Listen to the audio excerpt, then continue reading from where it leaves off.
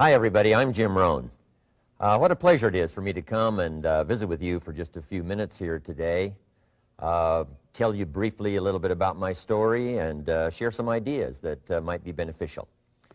I've lectured in some high school classrooms in California and Arizona and some universities and colleges, Pepperdine University, San Diego State, Arizona State University.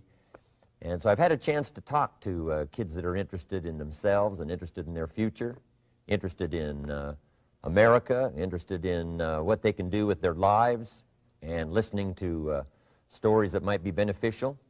And I don't have a chance to, visit all of the schools and universities around the world, so this is a great chance for me by video to have a chance to tell you my story. Just briefly, let me tell you my story. I grew up in Idaho, farm country. My father still lives on the old homestead where I grew up, southwestern Idaho. He'll be 91 his next birthday, and I'm very proud of him. I went to high school. I graduated. I went to college 1 year. Halfway through my second year, I decided I was smart enough, so I quit. One of my major mistakes. I should have stayed in school. But I thought, heck, I'm smart enough to get a job. And back then I thought, that was it. If you're smart enough to get a job, what else would you need? Found out later, a big mistake. But anyway, I quit school at age 19, went to work. A little while later, persuaded a beautiful young lady to marry me with a lot of fancy promises. And fortunately for me, we got married. A little while later, I started my family. And I'm out there working hard, doing the best I thought I could. But year by year, I kept falling a little further behind, buying a little more than I could conveniently pay for on time. And the creditors are finally starting to call saying, hey, you told us the check was in the mail. I'm not feeling at all good about that. About age 25, I've got pennies in my pocket, I've got nothing in the bank, and way behind on my big mouth promises to my family, and wondering what could I do to make my life better. I was willing to work hard. That was not my problem. But I just wasn't making the progress I wanted to make. And then good fortune came my way. Sometimes it's difficult to describe good fortune, why something remarkable happens to you at a particular time. One of my friends says, well, hey, things don't just happen. Things happen just. And maybe that's it, I don't know. But my good fortune was I had a chance to meet a very wealthy man. His name was Mr. Schoaf, Mr. Earl Schoaf. A friend of mine had gone to work for him, and he started telling me about this man. He said, you got to meet this man. He's rich, but he's easy to talk to. And he's got a remarkable philosophy of life. And he kept going on, and I thought, well, I've got to meet this man. So shortly after that, I had a chance to meet this Mr. Schoaf, and I was impressed. He was rich. He was easy to talk to. Within a few minutes, I was dazzled. And I said to myself, I would give anything if I could be like that, rich and easy to talk to. What would it take? And then I thought, if I could just get around somebody like him, and if he would teach me and coach me, I would do it all. And that was my good fortune. A few months later, this wealthy man, Mr. Schoaf, hired me and gave me a job, and I went to work for him, and I spent the next 5 years in his employ. And then, unfortunately, at age 49, he died. But I got to spend 5 years with this remarkable man, his last 5 years of his life, and the first 5 years of my new life. And my dream came true during that 5-year period. This man took the time to teach me and coach me. He taught me the books to read. He taught me the disciplines, and he taught me the skills. And he taught me the changes to make in my language and personality. And the things he shared with me during that 5 years changed my whole life. Changed my income, changed my bank account, changed my future. I've never been the same. By the time I was 31 years old, I was a millionaire. So he taught me economics as well. So how lucky can you get to meet the right person at the right time who takes the time to share with you ideas that can change your life? A lot of rich people, right, don't take the time, but he did, and he also had the ability. Some people want to share their experiences, but they don't quite know how to say it. But he had it all, and he used language that I could understand, and those ideas greatly affected my life. I wish he was still alive today. If he was, I'd be calling him today one more time, thanking him for the time he spent with me sharing his life and his experiences that so dramatically affected my life. Then, how I really came to be invited to speak to you today. 30-plus years ago, I was living in Beverly Hills, California. And a friend of mine one day said, "Jim, you've got to come and tell your story to my service club." He belonged to the Rotary Club. And he said, "I know your story. Idaho farm boy makes it to Beverly Hills." But he said, "I know my club members would love to hear your story. Would you come and at our breakfast meeting and tell your story?" And I said, "Okay." So I arranged a little talk, went and shared my story that morning, and guess what? They liked it. And my phone rang. Another club called and said, "Would you come and tell us that story?" My phone rings. Another club calls, said, "We've heard about your story. We have a luncheon meeting. Would you come share your story?" First thing I know, I'm spending a little piece of my time giving these breakfast talks and luncheon talks. And then one day, a man who heard my talk about 3 times said, "Would you come and talk to my management and salespeople?"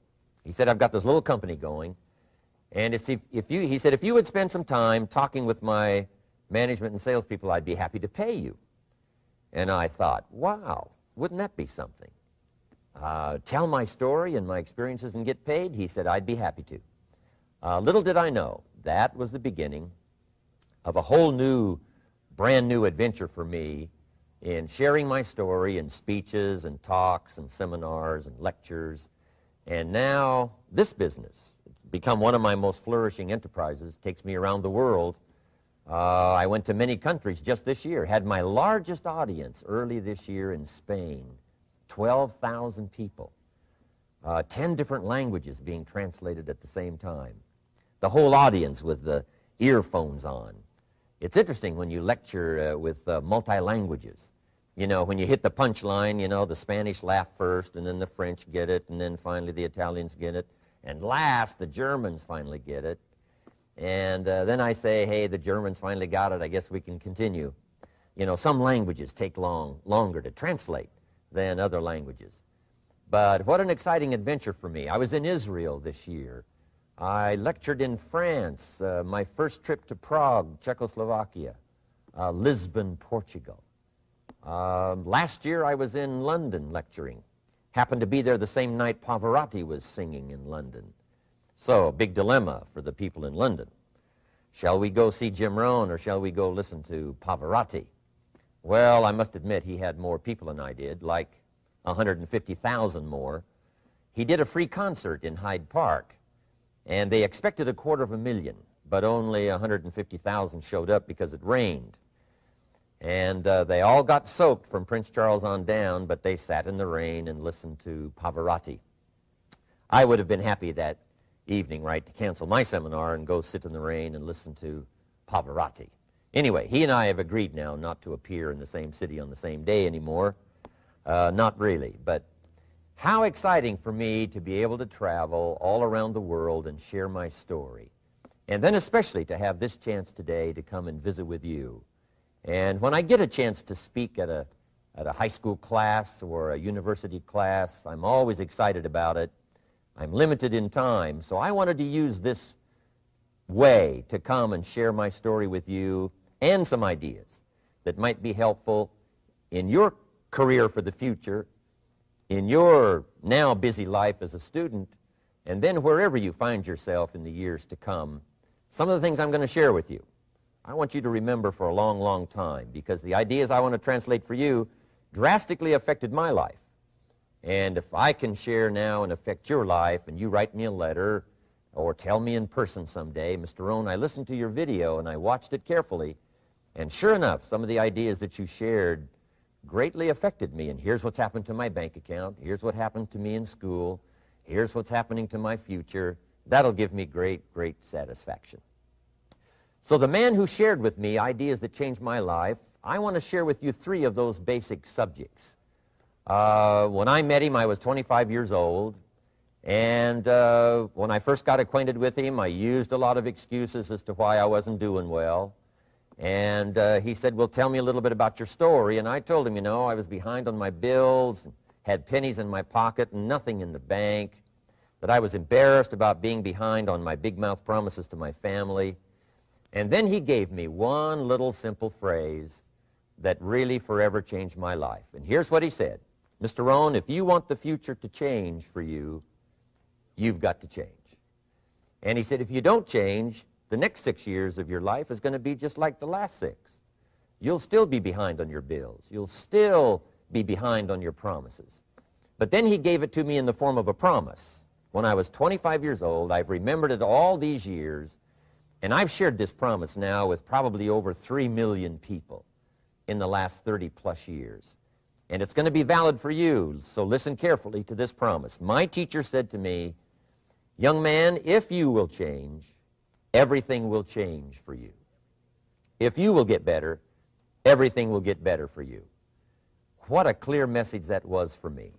He said, if you'll change your philosophy, if you'll change your habits, if you'll refine your thinking, if you'll change and accept some new disciplines, if you'll turn the corner where you've been in the past, go for a new life for the future, he said all kinds of remarkable things will happen for you if you will change.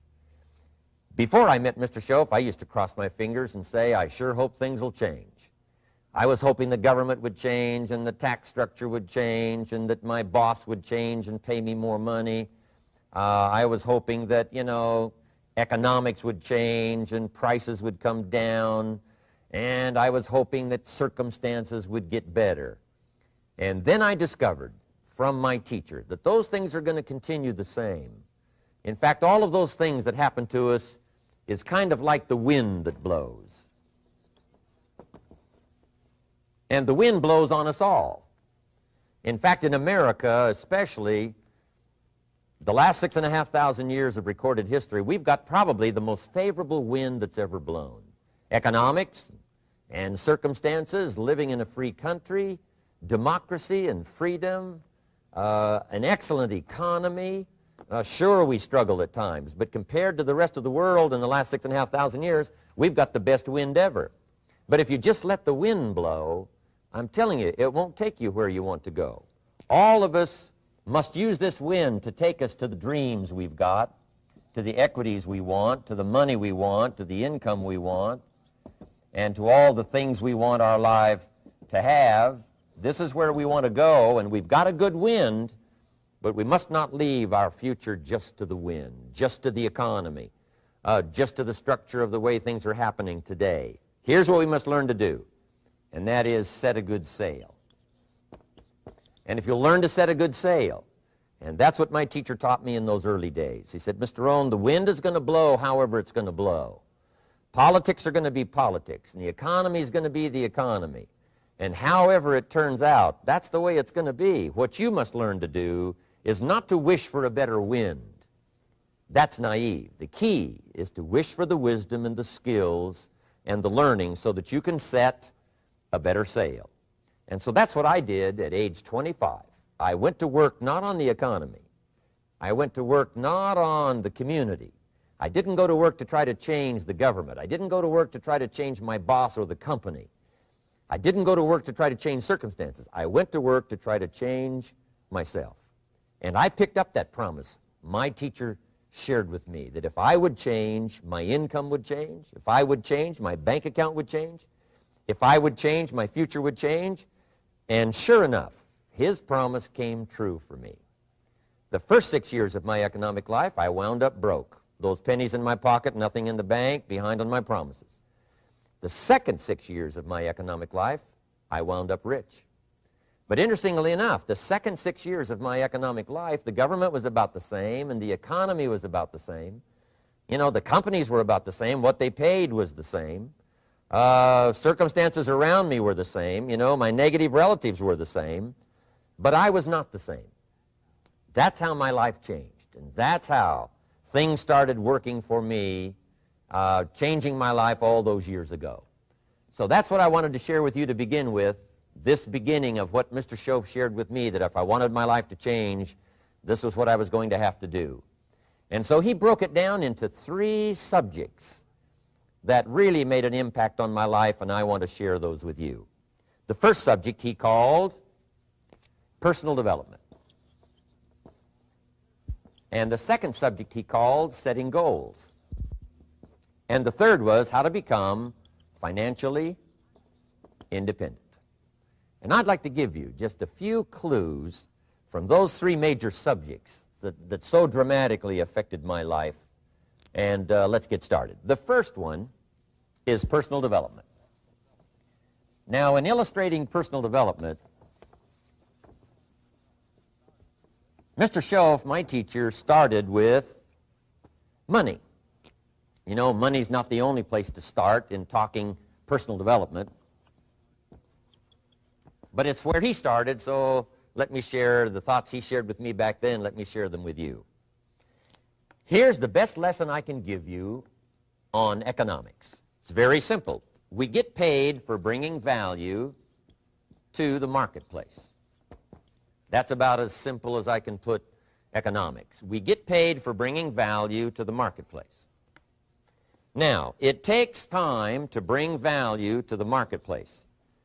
However, we do not get paid for time, so we cross that out. Mistakenly, the man says, I'm making about $20 for an hour. Not true. If that was true, you could just stay home, right, and have him send your money. So that's not true. We don't get paid for time. We get paid for value brought to the marketplace. Now, since that's true, here's one of the key questions of my talk to you today. Is it possible to become twice as valuable to the marketplace and make twice as much money in the same time? Is that possible? The answer is yes. Could you become 3 times as valuable as you might be right now to the marketplace and make 3 times as much money in the same time? And the answer is yes. 5 times, 10 times? Of course. America is unique. It's a ladder to climb. It starts down here, let's say, at $5 an hour, and it keeps going up. Top income last year, $80 million. The guy who runs Coca-Cola. Now, that's a heck of a ladder. That's why everybody wants to come here, right? The boat people are not headed for Vietnam. People haven't plotted and schemed for 50 years saying if I could just get to Poland, everything would be okay. Not true. Everybody wants to come to America. And the reason is because we've got the best wind ever blowing in our favor. We've got the best economic opportunity anybody's had in 6,500 years. And all you have to do is understand it and take advantage of it. Now, there's some key questions to ask here. Why would the marketplace pay someone only $5 an hour? Very simple answer. They're not very valuable to the marketplace. Now, we must underline to the marketplace. This person might be a very valuable brother, yes. Member of the family, valuable, yes. Valuable member of the church, of course. Valuable citizen of the country, yes.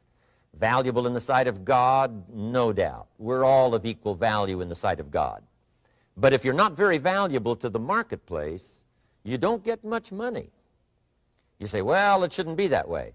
Well, then you got to start your own country. You know, this one's been in process for 200 years, and this is the best we've been able to come up with so far. But here's the key. You don't have to stay here. Now, there was a big debate in Congress last year that this $5 was not enough, should be 6, should be 6, should be 6.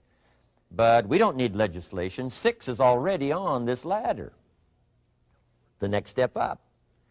You know, if you work for McDonald's, they'll pay you $5 an hour to take out the trash. If you whistle while you take out the trash, they'll pay you $6 an hour. So we don't need that legislation. You just need to take lessons on how to whistle. Have a good attitude. Now, as you begin to climb this ladder, why would the marketplace pay some people $50 an hour? Answer, evidently, they must be more valuable to the marketplace. 10 times more valuable. And is that possible for someone to be 10 times more valuable and earn $50 an hour instead of 5? And the answer is yes. That's what America is all about. Now, why would the marketplace pay some people $500 an hour? Evidently, this person must be much more valuable to the marketplace.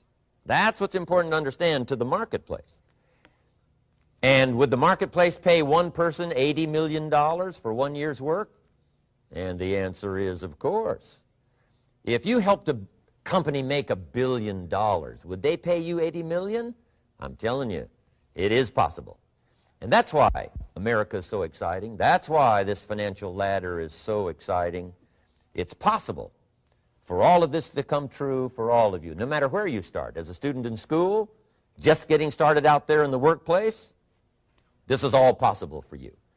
Now, Mr. Schoaf gave me the clue on how to climb this ladder as high as I wanted to climb. Now, we're talking primarily economics here. There's a lot of other ways to become valuable to your family, valuable to your friends, valuable to the community, valuable to the team, right? Valuable to the team effort, valuable to the concert. But here's what he said to me. In climbing this ladder economically, all you have to do is work harder on yourself than you do on your job. Once I heard that, it made sense to me. I kept hoping that everything else would change around me, found out that if I went to work on myself, worked on my skills, worked on my language, if I became better than I was each year, if I grew in skills and language and vocabulary and competence, then I would become attractive to the marketplace. Not very long ago, a company called me and said, Mr. Owen, we're expanding internationally. We'd like to have a bit of your expertise to help us. Would you give us a bit of your time? We'll add some millions to your fortune. And I said, okay. And I thought later, isn't that interesting? They would call me. Then my second thought was, of course they'd call me. Who else would they call? I can get the job done. Now, what a contrast for me, farm boy from Idaho, raised in obscurity, parents of modest means, broke when I was 25. How come I would get a telephone call and someone offer me a lot of money to help them in expanding around the world? Simple answer, evidently, something happened to me between age 25 and where I am today. And I can tell you where it all started. From my teacher, Mr. Schoaf, who said to me, we don't have to change what's going on out there. That's the wind that's blowing. All we have to do is change what's going on in here. And now there's several ways to do that on personal development. And let me give you those ways. Here's the first one. We must learn from personal experience. Pretty simple. Learn from what happens to you. Take a look back over the last few months. Did you make some mistakes? How could you correct those for the future? Take a look back over the last year. Have you done it right or done it wrong? Let's correct it for the next year. Learn from your personal experience. Mr. Schoaf asked me when I first met him, he said, Mr. Owen, how are you doing? You've been out there now 6 years. And I said, I'm not doing very well. He said, I suggest you not do that anymore. What a simple, swift analysis to my situation. He said, if you keep doing it, the next 6 years will be like the last 6. You don't want that to happen. Let's make the changes. So learn from your personal experience. Now here's number 2, why I came to share this video experience with you today. And that, I call it OPE, other people's experiences. That's me, other people. That's your teacher, other people. That's your friends and colleagues, other people. The people you meet that can pass along to you their experiences, what's happened to them, the mistakes they made, how they corrected them, how they changed their health and changed their bank account and changed their income and changed their future. That's it, other people. Now, there's 2 kinds of people to learn from. One is failures. It's too bad failures don't give seminars, right? That would be valuable. Bring your notebook, have them tell you how they lost it all and threw it all away, threw their health away and threw their friendships away and things didn't work out well. That would be valuable. But now then we must also learn from positive, people that have done well. They've got the health, and so we ask them, how did you become so healthy? They've got the skills, so we ask them, how did you become this skillful? They've got the income, so we ask them, how did you get here in such a short period of time? So now here's what's important in personal development. In learning from other people, we learn, number 1, by observation. We learn what we see. We watch people that are successful in what they do. In sports, we watch their disciplines. In business, we watch their disciplines. By observation, what we can see, The reason I created this video is something that you could see someone's experiences translated for you. Second, we learn by what we hear. I've got some of my lectures on cassette tapes, so you can take them with you wherever you go and learn by listening. Turn your car into a mobile classroom and listen. And then listen to the sermon on Sunday morning. Listen to the lectures. Listen to the teacher.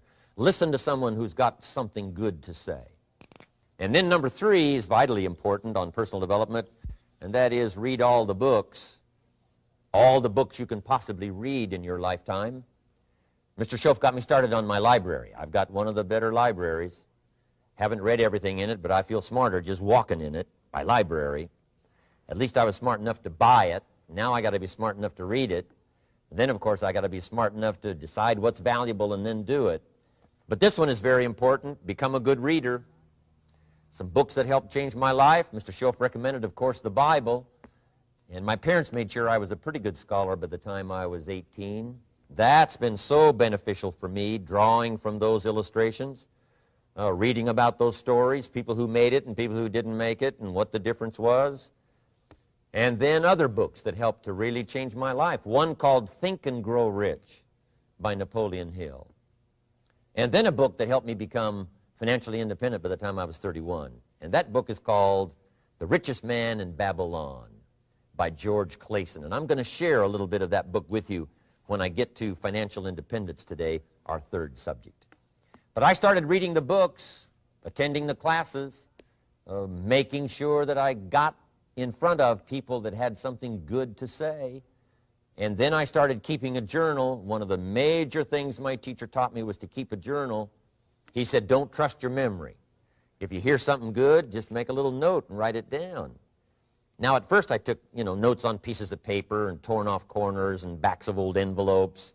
And it didn't serve me well, thrown in a drawer. Then I learned to keep a journal, a bound copy of all my notes.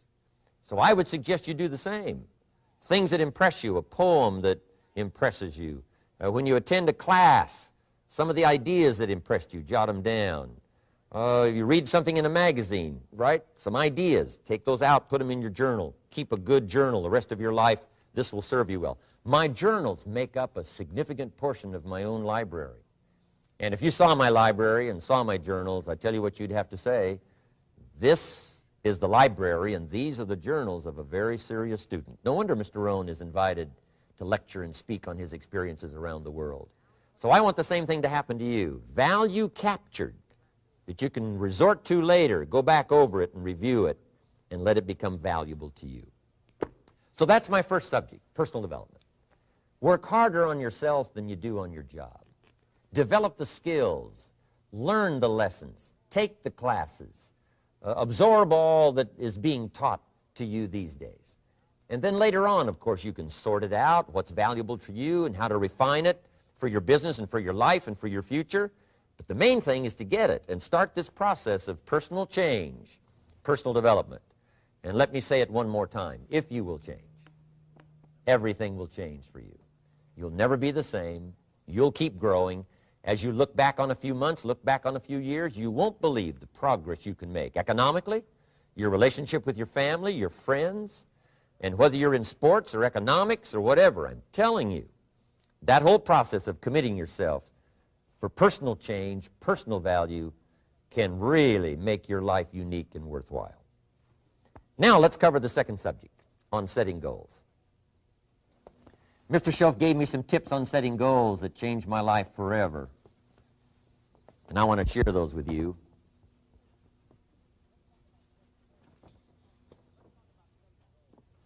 So let's talk about setting goals, and I also want to tie it to personal development, and you'll see how I'm going to do it as I progress here. Setting goals. We need to take a look into the future. There are 4 things to consider in terms of attitude. One is how you feel about the past. Best advice I can give you on that is treat the past as a school. Let it teach you the mistakes you've made, the things that went wrong, the things that didn't work. Don't use the past as a burden to carry, and don't use the past as a club to beat yourself to death. past losses, past failures, past mistakes. But let the past be a school. Tough school maybe. We've all been through some tough stuff. So if you feel good about the past, draw from it for experience and let it teach you. Then next is how you feel about the future. We've got to have the future well designed. The future is called the promise. And here's what we teach in our leadership series. The promise of the future can be an awesome force for your own future. The promise of the future, designing the future. There's two ways to face the future. One is with apprehension, and the other is with anticipation. I promise you, in my travels around the world, most people face the future with apprehension. And here's why. They don't have it well designed. They've sort of left that up to someone else to fix. But here's the best way to face the future, with anticipation. And you can face the future with anticipation if the future is clear, if the future is well designed. And I would like to have you consider some thoughts with me that help me to really change my future by giving it some thought and some consideration. And here it is. In setting goals, it's very simple. Number one, decide what you want. You just take a little time. You sit down and say, what do I want? What kind of skills do I want? What kind of income do I want for the future? What would I like? Where would I like to go? Places I'd like to visit. Habits I'd like to acquire. Skills I'd like to have. You just take a little time to think about what you want. Economics, friendships, people you'd like to meet, places you'd like to go. You just take some time. And then I suggest, when you've thought about what you want for the future, make a list. Just jot it all down. It's really a very simple process. And then here's number three. Keep all the old lists. I'm telling you, this served me so well, keeping my old list of goals. I look back now 10, 20 years ago at goals I set, lists I made, and I smile now because here's what I thought was so important, 20 years ago. Now some of those things aren't even on my list. I've got a new list. I've grown. I've changed. I've matured. But I give you that advice. Decide what you want. Number two, write it down. Number three, keep the old lists. And then here's number four. When you get something that's on one of these lists, check it off. Part of the fun of having a list is checking it off. And then if you can add some drama to checking it off, see, that's what really helps. I set a goal to go to Spain many, many years ago. And when I finally made my first trip to Spain, I had that journal with me that had that list in it. And while I had my journal on my lap, waiting for the wheels to touch down in Madrid, I waited until the wheels touched the runway, and I checked it off. Just adding a little drama. So, part of the fun of having a list is checking it off. Now, here's what's important about the lists and designing your future. If the future gets clear, the price gets easier. Because you got to remember, for every promise, there's a price to pay. Everybody's got to pay the price. Everybody's got to do the deal. Everybody's got to do the disciplines. Everybody has to pay. But here's what I've discovered. If the promise is clear and powerful, the price is easy to pay. The price is some classes. The price is a few books. The price is a few disciplines. The price is finding something that'll make your life better, make you grow, make you change, make you develop. So the first part of the key is to design the promise. Then, what is the price to pay? I'm telling you, the price will be easy. Anybody in my audience can pay it, no matter where you are, where you come from. Color doesn't matter, religion doesn't matter, where you grew up doesn't matter, circumstances don't matter. I'm telling you, if you'll make the promise of the future clear for yourself, the things you want, the places you want to go, the things you want to have, the person you want to become, the skills you want, the homes you want, the future you want, the friends you want, all of the values of life that you could possibly want. If you'll make that clear, make those lists, and be serious about it, I promise you it's an easy price to pay. Anybody can pay it. And the best advice I can give you is, if I can do it, you can do it. Farm boy from Idaho, raised in obscurity, I changed my life, turned it upside down, turned it all around, found economics, found future, found promise, and if I can do it, you can do it. So, start setting your goals and see if you can't get a better excitement going for the things you want to accomplish for the future. Now here's my third subject, and that's called financial independence. Oh, by the way, before I get to financial independence, let me cover one more point. One of the major reasons for setting goals is for what they make of you in achieving them. My teacher advised me when I first got started at age 25, he said, Jim, why don't you set a goal to become a millionaire? He said, it's got a nice ring to it, you know, enough zeros to impress your accountant. And he said, I'm here to help you. You're only 25 years old. You've been to 1 year of college. You've got a beautiful family, every reason to do it. Why don't you set a goal to become a millionaire? And he said, here's why. And I thought, he doesn't need to teach me why. Wouldn't it be nice to have $1 million? He said, no, then you'll miss it. He said, here's why. For what it will make of you to achieve it. I'm telling you, that statement changed my life. Set the kind of goals that will make something of you to achieve them. He said, now, once you become a millionaire, what's important is not the money. I thought, that's kind of strange teaching. He said, honest, it isn't important. He said, you could just give the money away. Now, I did better than that. I lost it all. By the time I was 31, I was a millionaire. By the time I was 33, I was broke. And I'll tell you a little bit about that story later. But when I lost all my money, guess what? I found out Mr. Schoaf was right. What was valuable was not the money. What was valuable was what I became to earn the money. The skills I had, the knowledge I had about the marketplace, the values that I had going for me. They were more valuable than the money. And here's an important statement to remember. It's not what you get that makes you valuable. It's what you become. So part of the key here is to set the kind of goals that will make something of you. Don't set them too low so that you don't have to grow and you don't have to read and you don't have to try and you don't have to stretch. Don't set them too low. And then don't sell out. Don't go for something that's going to cost you your virtue or cost you your values or sell out your principles. There's a good middle road here to follow. Goals that will inspire, goals that will help you grow, change, develop, and become better than you are. Okay.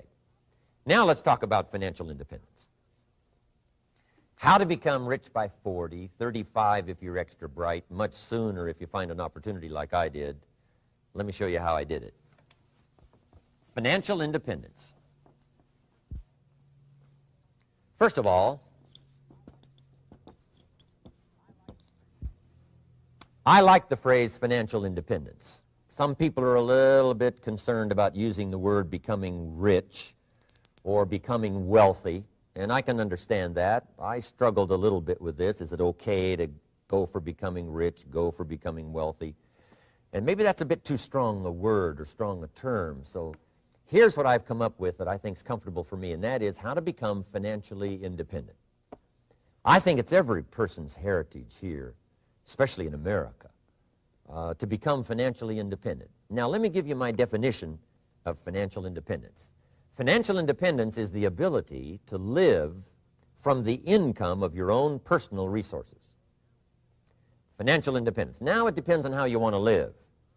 If you need $2,000 to $3,000 a month, if you need $4,000 or $5,000 a month, if you need $10,000 a month, some people may need, $100,000 a month. But whatever you would need to live, and you could earn that living from the income of your own personal resources, that's what I call financial freedom, financial independence. And let me show you how to acquire it. If you start at age 15, between ages 15 and 35 is 20 years, and in my personal opinion, based on my own studies and my own experience, 20 years, in my opinion, is enough time to become financially independent. If you're not, you don't live in the wrong country. Probably what's happened is you have the wrong plan. And it's easy to be a nice person with the wrong plan. I found that when I was 25 years old. I was broke at age 25, and I was a nice guy. You would have liked me. But I'm telling you, my plans up until then, especially my financial plan, left me broke. I totally changed it the next 6 years, and I became financially independent. So I know what I'm talking about. It is possible in a reasonable amount of time, 15 to 35, whatever, 20 years' time, enough time. You can do it in a much shorter period of time, like I did if you want to. But this is a reasonable enough time. But here's number one. First of all, you got to have the right philosophy. Philosophy is our ability to gather knowledge and sort through it and decide what's valuable. To develop a philosophy about life, a philosophy about our health, a philosophy about our family relationships, a philosophy about economics. And if you develop the right philosophy, that's what helps to set this sail so that in 6 years it takes you where you want to go instead of winding up like I did that first 6 years of my economics, broke, no money, empty bank account. The right philosophy. Now let me give you a couple of philosophies to consider. Here's the first one. It's called the philosophy of the poor. And here it is. Poor people usually spend their money and invest what's left. That's the philosophy of the poor. Now here's the philosophy of the rich. Rich people invest their money and spend what's left. And here's the startling answer. It really doesn't matter what the amount is. What's most important is not the amount. What's really important is the philosophy. So I would ask you to adopt this philosophy of spending after you have invested. Invest first, then spend. And I've got a little formula that I'm going to share with you. Now, what should a child do with a dollar? I mean, there's a lot of debate going on, I'm sure, across the country on what a child should do with a dollar. Here's one opinion. It's only a child and it's only a dollar. What difference does it make? Well, in my opinion, it makes all the difference in the world. A person's economic future starts with a child with a dollar. Somebody says, oh, no, you're only young once. Let him spend it all. Well, when would you hope that would stop? Somebody says, well, wait till he's 50 and broke like me and, and then he'll learn. Well, no, we don't want to wait that long. If I would have known earlier than age 25, I would have changed. In high school, if they would have had classes called Wealth 1, Wealth 2, I'd have taken both classes. I would not have waited until age 25. So, the earlier the better. So, what should a child do with a dollar? Here's the simple premise to begin with. Don't spend it all. And if a child wants to spend the whole dollar, you got to say, hey, don't spend it all. Don't spend it all. They'll say, why not? It's my dollar. I earned it. You say, I know you earned it, but don't spend it all. They'll still say, why not? Say, let me show you why not. So you put them in your car, take them to the other side of town, and show them where people live that spend the whole dollar. You just drive them around. Kids learn best by visual. Just drive around and say, would you like to live here? Kid says, no. Would you like to live like these people live? Kid says, no, no. Then you can't spend the whole dollar. So, kids will get the message. So, take them to the other side of town and show them around, unless you already live there, and then just show them around. Anyway, don't spend the whole dollar. Now, let me give you my best view of what to do with the dollar. And I promise you, if you started at age 15, now if you're over 15, right, you've still got plenty of time. You still got 20 years. If you're 30, you've still got 20 years. I mean, you still got plenty of time to start what I'm about to share with you. What to do with a dollar. Here's my first bit of advice. Never spend more than 70 cents. Never spend more than 70 cents. Now, you got to pick some number, and the number you pick is going to be determined by your philosophy. It's going to be determined by what you've been taught or your experience teaching yourself. When I first met my teacher, Mr. Schoaf, I was at about 110% of each dollar. I'm down at budget finance, hawking my furniture and my car one more time. And then I learned a whole better formula for financial independence. Number one, don't spend more than 70 cents. Now, kids say to me, well, okay, what do I do with the other 30 cents? And here's what I teach them. 10 cents for charity. Charity or church, or helping people that can't help themselves. 10 cents to support worthy projects, projects that you feel good about. 10 cents out of every dollar. It's called being generous with part of what you've taken out of society. Now, in my opinion, nothing teaches us character better than generosity. No class, no teacher, no book teaches character better than generosity. And the best time to start is when the amounts are small And I know if kids learn these lessons well, they'll give a dime out of a dollar, help people that can't help themselves, support worthy projects. Or if you belong to a church, they teach tithe, piece of. That's very important. Now, because when the amounts get larger, sometimes it's a little more difficult. You know, giving 100,000 out of a million, someone says, oh, if I had a million, I'd give 100,000. I'm not sure. That's a lot of money. So the time to start is when the amounts are small, 10 cents out of the dollar. Okay, next 10 cents I call active capital. Active capital means do something to make a profit. Active capital. Set aside a portion of your income. Wages are okay, but I'm telling you, wages will make you a living. Profits will make you a fortune. So set aside part of your income as capital, called active capital. Any kind of project you can possibly think of, you can possibly come up with. I'm going to write a new book, I think, for kids. I think the title is going to be, Of Course Kids Should Pay Taxes. It's kind of an interesting title. In California, kids do pay taxes.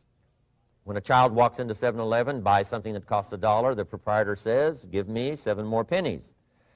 And the child says, hey, what's these 7 pennies for? And the proprietor says, that's the taxes. Kid says, well, hey, I'm only 8 years old. Proprietor says, congratulations, you're my youngest taxpayer. Give me the money. So in California, where I live, kids do pay taxes. Big question is, should they? And my book will answer that question. Of course, kids should pay taxes. Nothing is for free. If you want to ride your bicycle on the sidewalk instead of in the mud, you got to pay the 7 pennies. Nothing is free, so we all have to pay.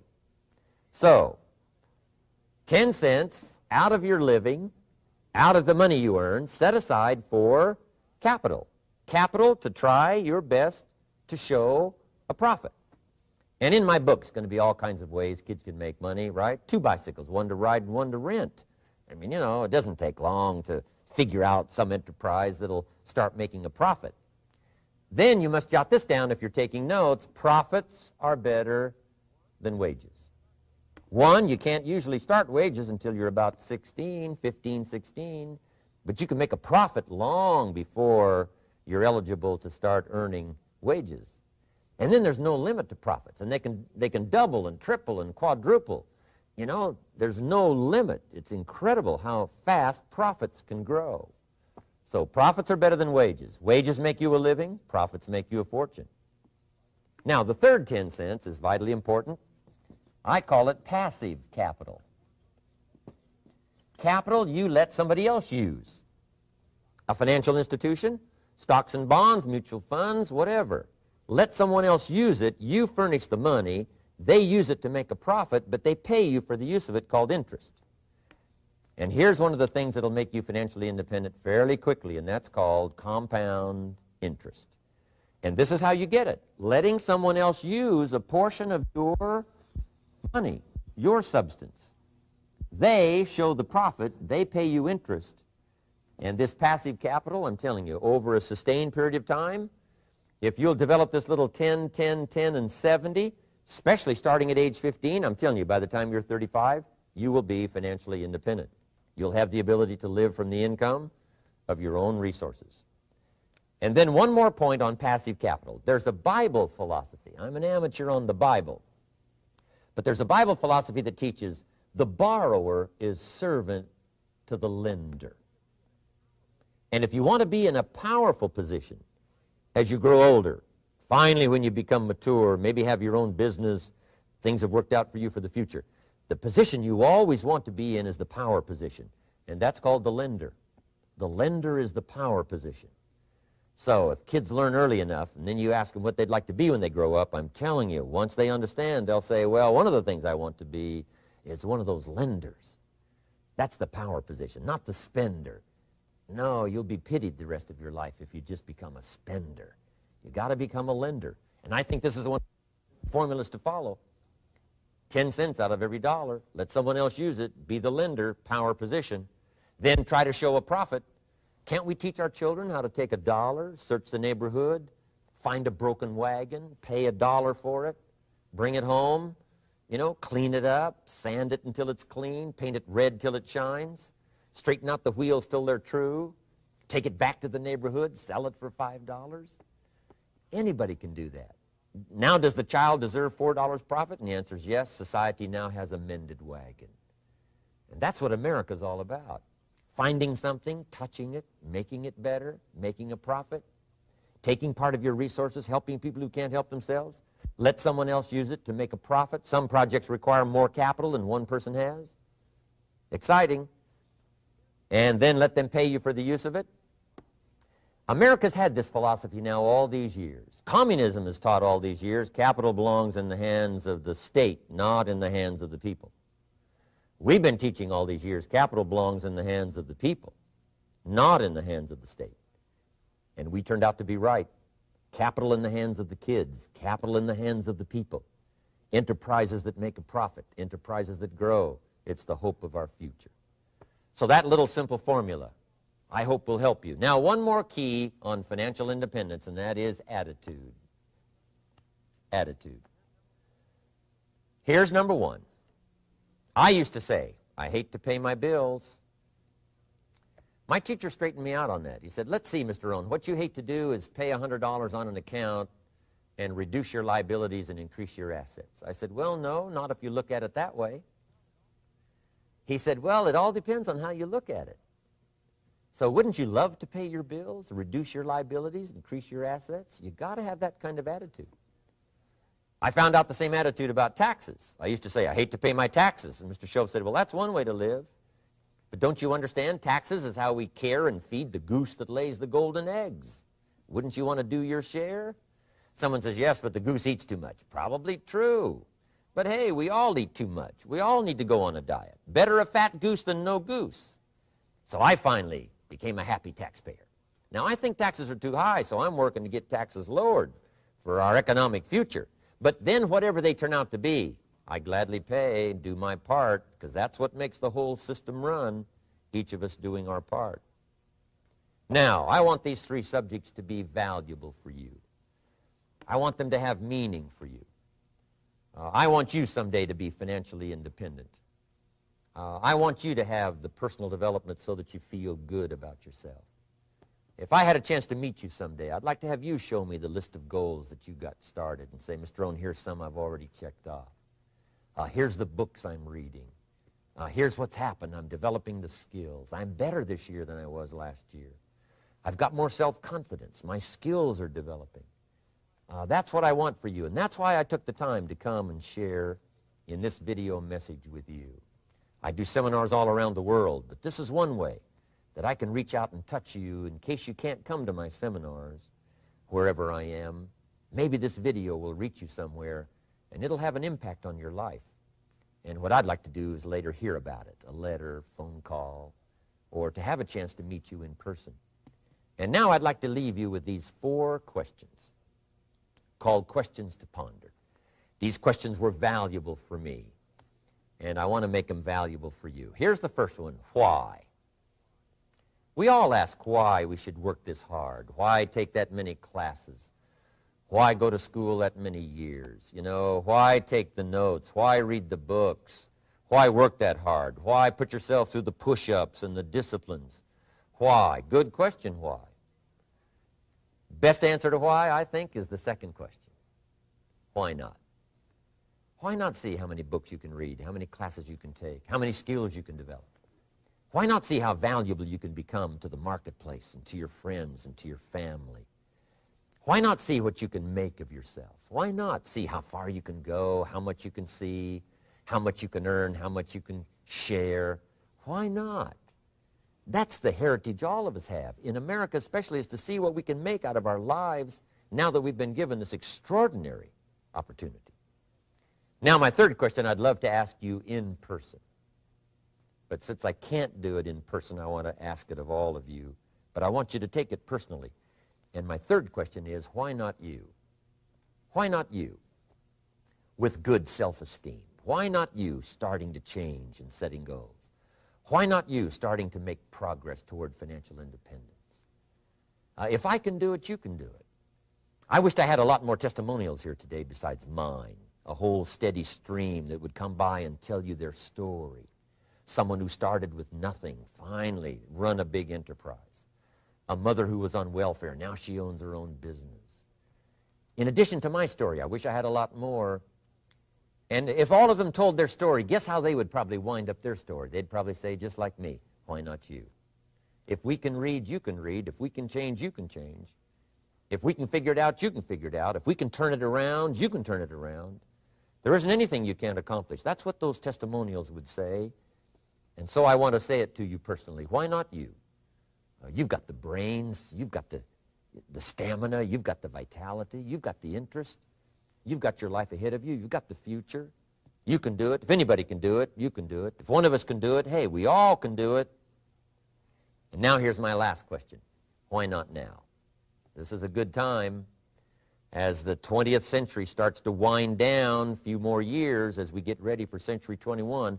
What a good time to set your goals, work on yourself, work on your skills. What a good time to get it together. What a good time to start this process. Personal development, growing, changing, developing, having a good plan for your money and for your life and for your future. Why not now? And I hope I have a chance to see you one of these days and share with you the experience, the reaction, the response you might have had from my message today. And until I get a chance to see you on this side of the world or the other side of the world, in some school or some seminar, or maybe I'll come and speak for a company that you work for someday, I hope I get a chance to meet you. Until then, I wish you the best. I want all that I have gotten to be yours and much, much more. God bless. Goodbye.